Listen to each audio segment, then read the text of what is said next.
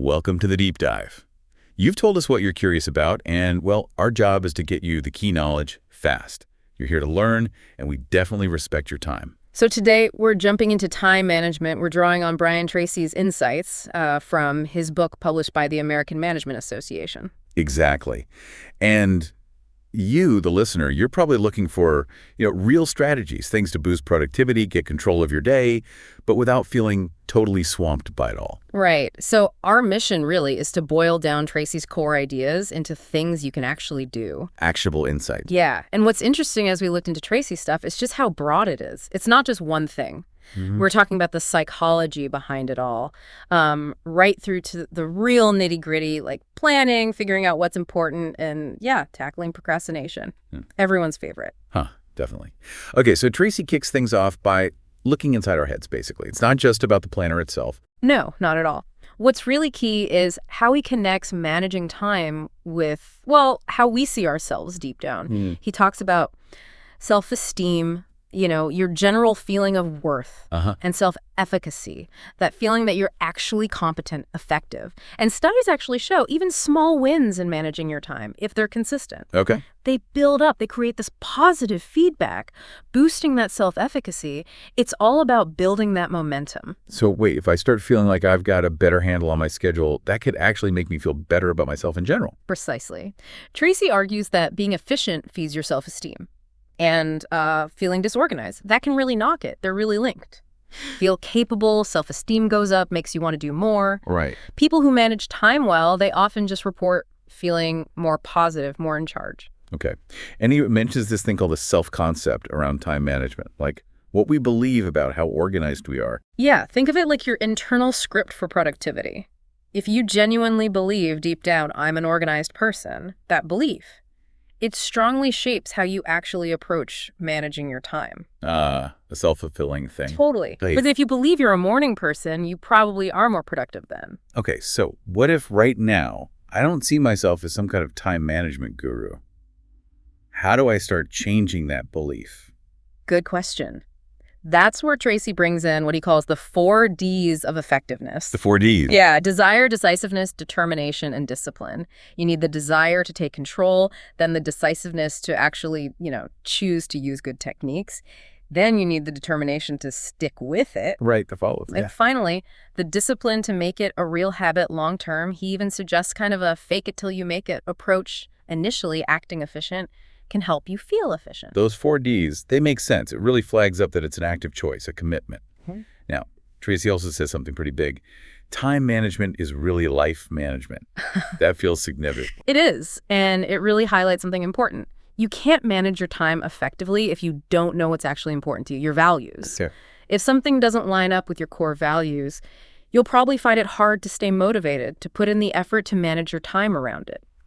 That desire and discipline, it's not just about minutes, it's about understanding that how you spend your time is how you live your life. So my daily tasks, my schedule, should actually reflect my deepest values. Ideally, yes. Tracy points out that feeling like your activities lack meaning or purpose, that's a huge source of stress, even burnout. But when what you do matches what you believe, You feel better, more energy. Exactly. More energy, more enthusiasm. Doing stuff that clashes with your values, though, that's draining, leads to feeling dissatisfied. And to figure out these values, he suggests some self-reflection things, like finishing sentences. Yeah, 4 key sentence starters. Yeah. He suggests quickly finishing, I am, people are, life is, and my biggest goal in life is. Just jot down your first thoughts. The idea is to kind of tap into your subconscious beliefs, bring them out into the open. Okay, so if I finish life is with, say, a constant struggle, that reveals a pretty basic belief, right? And that could affect how I spend my time, maybe always fighting fires instead of planning long term. Precisely. Understanding those underlying beliefs gives you a much clearer picture of what drives you. He also suggests thinking about your big goals in different areas, career, relationships, health, to make sure your time use reflects what really matters across the board. Like the saying, if you don't know where you're going. Any road will get you there. Yeah. Okay, so mindset, values, got it. Next step is setting the direction. Tracy talks vision, mission. Sounds a bit corporate, but for individuals? Absolutely for individuals. He really stresses taking time for slow thinking, getting clear on your goals, the outcomes you really want. He even quotes Stephen Covey's powerful advice. Begin with the end in mind. Start with the end in mind. Yeah. What's the ultimate result you're aiming for? Where do you want to be, say, 5 years from now? He tells that story, doesn't he? Couple driving. They worked really hard, but ended up in Phoenix instead of LA because they didn't check the map. Exactly. A perfect example of lots of effort, wrong direction. Tracy also gives us 3 questions to ask ourselves regularly about how we're working, what am I trying to do, how am I trying to do it, and crucially, how is it going? Checking in. Yeah, constantly checking in. Asking those honestly helps you stay on track or realize when you need to change things up. And like Peter Drucker said, challenge your assumptions sometimes. Right. Now, that long-term view seems key. He mentioned a technique. Project forward, look backward. Sounds interesting. It is. The idea is you vividly picture your ideal future maybe 5 years out. Really see it. Then you mentally look back from that future to today Okay. and figure out the steps you must have taken to get there, what needed to happen between now and then. Research shows people who think this way with that future focus tend to be better at planning and actually achieving long-term goals. So I imagine my perfect situation down the line, then work backwards to see what concrete things I need to do now. Exactly. It gives you a powerful filter for today's activities, got a clear picture of the destination. It's way easier to prioritize the tasks that actually move you towards it and, ignore the stuff that doesn't. Okay, so we've got mindset, values, the future vision. Now let's get practical. Planning. Tracy's big on writing plans down, isn't he? Huge advocate. He basically says all effective time managers plan. They make lists for big goals, for daily tasks. And here's the kicker he shares. Every minute you spend planning can save you up to 10 minutes when you actually do the work. Wow, 10 minutes for every 1 minute. That's Yeah. 1,000% return. Okay, that's a pretty strong reason to plan. It really is. So what kind of planning does he recommend? Just a list. Well, first, once you know your goal, brainstorm everything needed to get there. Just dump it all out. Then organize that big list 2 ways. First, by sequence, what has to happen before what else. The order? Right. And second, by priority. And this is where the 80-20 rule comes in again. Remember Pareto. Roughly 20% of your tasks will probably give you 80% of the results. A vital few. Exactly. Find your vital few. Often they aren't the loudest or easiest tasks, but the ones that actually align with your values and that future vision we talked about. That 80-20 rule just keeps popping up. It's fundamental. And he also mentions planning for, problems, obstacles. Yes, being proactive. He suggests asking 4 key questions when planning a big goal. 1, what difficulties might I run into? 2, what extra knowledge or skills might I need? 3, who could help me or work with me on this? And 4, who's the single most important person whose support I absolutely need? Thinking about these upfront helps you prepare for roadblocks. Makes sense. And for really big, complicated stuff, projects, he suggests visualizing them somehow. Yeah, checklists are essential, he says. Just a written sequence of steps in order. But for more complex things, he talks about PERT charts. PERT charts. Yeah, think of it like a visual map for your project. It shows all the tasks, but also how they depend on each other and the deadlines. Helps you spot bottlenecks, manage tricky timelines. The key is breaking big, scary projects into small, doable steps. Right, bite-sized pieces. Exactly, with clear owners for each piece and realistic deadlines. And importantly, always build in some buffer time, because things rarely go exactly to plan, right? Tell me about it. Okay, so the big picture is mapped. Now, zooming right in day-to-day stuff, the classic to-do list, Tracy has specific advice here too, right? Make it work better. Definitely. He calls the daily to-do list your essential guide. And his big tip, make it the night before. The night before. Why? Allows your subconscious to kind of chew on it overnight. You might even wake up with fresh ideas or insights. He says loads of top executives do this. Simple habit, big impact. And he reckons it only takes, 12 minutes to make a list that could save you 2 hours of wasted time? That sounds like a good trade-off. Absolutely. Worthwhile investment. But just having the list isn't the whole story, right? We need to know where to start. Prioritization. Crucial. This is where his ABCDE method comes in. It's about ranking tasks based on consequences. Consequences. Yeah. So A, tasks are vital, must-dos. Serious positive or negative consequences if they are or aren't done. B, tasks are things you should do. Consequences are milder. C, tasks, nice to do, but honestly, no real fallout if you skip them. Okay, A, B, C. Then D is for delegate, things someone else could do. And E is for eliminate, stuff you can just cut out completely. And the rule is always start with A. Don't get sucked into the easy C tasks first. That's the golden rule. He warns strongly against getting bogged down in those nice, easy, often more fun C tasks. They can eat up huge chunks of your time without moving the needle on your main goals. Right. And remember D for delegate. Handing off those D tasks frees you up for the high-impact A tasks that really matter for your results, for your career. And I liked his idea of a not-to-do list as well. It's not just what you should do, but actively deciding what you won't spend time on. Exactly. Proactively identifying and just avoiding activities that don't help you reach your goals, no matter how tempting they seem. Learning to say no is a big part of this. Saying no, that can be hard. It can, but it's essential. Saying no to tasks that aren't essential, and sometimes saying no politely to people who consistently waste your time. He even suggests having some prepared, polite ways to decline things that don't fit your priorities. Okay, so we've got our prioritized list, maybe a not-to-do list regarding our time. How do we really double down on focusing on the most important things? Tracy goes beyond just A, B, C, D, E, doesn't he? He does. He brings back Pareto, the 80-20 rule again, stresses that just a few things you do usually create most of your results, and he introduces something called the Law of Three. Law of Three. The idea is usually only about 3 key tasks account for maybe 90% of the real value you contribute in your role. Identifying those big 3 and focusing intensely on them is critical. 90% from just 3 things. Wow.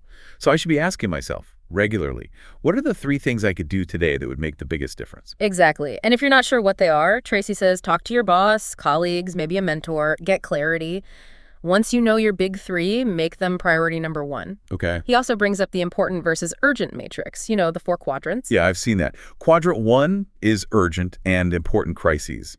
Quadrant 2 is important but not urgent planning, big projects. Right. Quadrant 3 is urgent but not important interruptions, some calls, meetings.